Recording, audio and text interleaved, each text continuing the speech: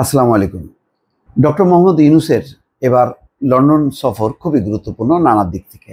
এক হচ্ছে তারেক রহমানের সঙ্গে তার সাক্ষাতের একটি বিষয় আছে শুক্রবার, যেটি হতে যাচ্ছে। তার উপর নির্ভর করবে বাংলাদেশের রাজনৈতিক পরিস্থিতি কি দাঁড়াবে। এটা কি আরও সংঘাতপূর্ণ হবে নাকি শান্তিপূর্ণ হবে, অনেক কিছু নির্ভর করছে। এর পাশাপাশি আরেকটি স্পর্শকাতর বিষয় আছে, যেটা হচ্ছে টিউলিপ সিদ্দিক দেখা করতে চান। তিনি চিঠি দিয়েছেন আনুষ্ঠানিকভাবে, এবং ডক্টর মোহাম্মদ ইউনূসের প্রেস সচিব শফিকুল আলম বলছেন যে তার চিঠি তারা পেয়েছে, অর্থাৎ সরকার পেয়েছে টিউলিপ সিদ্দিকের চিঠি, যে টিউলিপ সিদ্দিক সাক্ষাৎ চান। একজন ব্রিটিশ এমপিকে তিনি সাক্ষাৎ দেবেন কি দেবেন না, এই সিদ্ধান্ত নেওয়াটা কিন্তু যথেষ্ট কঠিন। একদিকে এটা ঠিক যে টিউলিপ সিদ্দিক হচ্ছে অভিযুক্ত শেখ রেহানার কন্যা, শেখ হাসিনা ক্ষমতাচ্যুত পলাতক শেখ হাসিনার ভাগ্নি, তো এটা একটা পরিচয়। কিন্তু বড় পরিচয় হচ্ছে তিনি ব্রিটিশ এমপি, তিনি ব্রিটিশ মন্ত্রীও ছিলেন, কিন্তু তার ব্যাপারে যে উত্থাপিত তদন্তের কারণে তিনি সেই জায়গা থেকে পদত্যাগ করেছেন।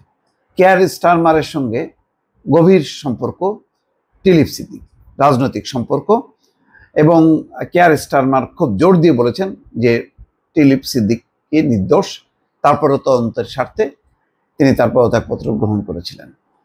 তাহলে লেবার পার্টির একজন নেত্রী, একজন এমপির সাথে কেয়ার স্টারমার, যিনি প্রধানমন্ত্রী এবং লেবার পার্টির চিফ প্রধান, এটা একটা রাজনৈতিক অবস্থান। সেই রাজনৈতিক অবস্থানকে কিভাবে উপেক্ষা করবেন ডক্টর মোহাম্মদ ইউনূস, এটা একটা বড় প্রশ্ন। টিউলিপ সিদ্দিকের বিরুদ্ধে দুর্নীতির অভিযোগ তদন্ত চলছে, এবং দুদক সুনির্দিষ্টভাবে বলেছে যে টিউলিপ সিদ্দিকের সম্পদ আছে লন্ডনে এবং বাংলাদেশে, এবং এটি হচ্ছে দুর্নীতির মাধ্যমে অর্জিত যে টাকা, সেই টাকার অর্থে এখানে বিনিয়োগ হয়েছে। বাংলাদেশে যে বহুল বিতর্কিত রূপপুর পারমাণবিক বিদ্যুৎ কেন্দ্র, সেই চুক্তির সঙ্গেও টিউলিপ সিদ্দিক জড়িত। পুতিনের সঙ্গে এক সারিতে ছবিও আছে। সবকিছু মিলায় সরকারের পক্ষে অনেকগুলো যুক্তি আছে। আবার টিউলিপ সিদ্দিক যেহেতু ব্রিটিশ এমপি হিসেবে তিনি সাক্ষাৎ করতে চান, এবং তিনি বলছেন যে ডক্টর মোহাম্মদ ইউনূসের সঙ্গে বৈঠক করলে দুদককে নিয়ে যে ভুল বোঝাবুঝি আছে সেটার অবসান ঘটবে। এখন সেটা কি উপেক্ষা করা সম্ভব হবে? যদি উপেক্ষা করা হয়, তাহলে কেয়ার স্টারমার বা বর্তমান যুক্তরাজ্যের শাসকদের সঙ্গে সম্পর্কের অবনতি ঘটবে, একই রকম থাকবে, নাকি কি হবে, পরিণতি কি দাঁড়াবে, এটা কিন্তু চিন্তার বিষয়। বাংলাদেশ দাবি করছে যে আওয়ামী লীগ আমলের যেই সমস্ত মন্ত্রী, সেই সাইফুজ্জামান জাভেদ, তার বিপুল পরিমাণ সম্পত্তি আছে, আরও কারাপ্ট লোকজন, সালমান এফ রহমানের ছেলে, দুই ছেলে, সালমান এফ রহমান সহ বহু জনের কোটি কোটি টাকা সেখানে গচ্ছিত আছে সম্পদ আকারে বা একেবারে লিকুইড আকারে, অর্থাৎ একদম ব্যাংক অ্যাকাউন্টের হিসাবে আছে। তো সেগুলি উদ্ধার করতে গেলেও ব্রিটিশ প্রশাসনকে লাগবে, ব্রিটিশ সরকারের একটা আনুকূল্য লাগবে। এখন টিউলিপ সিদ্দিককে যদি অ্যাপয়েন্টমেন্ট না দেন এবং তার সাথে যদি বৈঠক না করেন, তাহলে সেটাকে কেন্দ্র করে যে পরিস্থিতি তৈরি হবে, সেটা কি ডক্টর মোহাম্মদ ইউনূসের সরকার বা ডক্টর মোহাম্মদ ইউনূস সেটা কি সামাল দিতে পারবেন? এটা অনেকগুলো প্রশ্ন আছে। মঙ্গলবার লন্ডনে বাংলাদেশ হাই কমিশনের প্রেস ব্রিফিংয়ে শফিকুল আলম বলছেন, আমরা একটা চিঠি পেয়েছি, চিঠির বিষয়টি আইনি এবং এটি আইনিভাবে সমাধান করা হবে।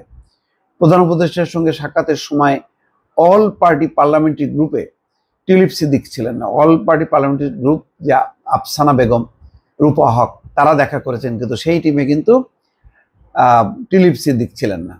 স্বাভাবিকভাবেই, যেহেতু তার বিরুদ্ধে একটা পদক্ষেপ আছে সরকারের। তো প্রেস সচিব শফিকুল আলমের কাছে টিউলিপের চিঠির প্রসঙ্গ জানতে চান লন্ডনে এক সাংবাদিক। জবাবে তিনি এই কথা বলেন, 4 দিনের সফরে আছেন, এই সফরেই তার সঙ্গে সাক্ষাতের ইচ্ছা জানিয়ে চিঠি পাঠান টিউলিপ। চিঠিতে তিনি ডক্টর ইউনূসকে হাউস অফ কমন্সে মধ্যাহ্নভোজ বা বিকেলে চা পানের আমন্ত্রণ জানান। টিউলিপের চিঠি পাঠানোর সংবাদ বাংলাদেশের সংবাদ মাধ্যমে আসে আগের দিন রোববার, প্রধান উপদেষ্টার সফর শুরুর একদিন আগে। সেদিন অবশ্য প্রেস সচিব বলেছেন যে আমরা এখন পর্যন্ত তার চিঠি হাতে পাইনি। ফলে এটা একটা গুরুত্বপূর্ণ বিষয়, দেখার বিষয় শেষ পর্যন্ত ডক্টর মোহাম্মদ ইউনূস কি উপেক্ষা করতে পারবেন সত্যি সত্যি টিলিপ সিদ্দিককে, নাকি নাটকীয়ভাবে আর একটা বৈঠক হবে, সেটা এখন দেখার বিষয়। ভালো থাকবেন, আল্লাহ হাফেজ।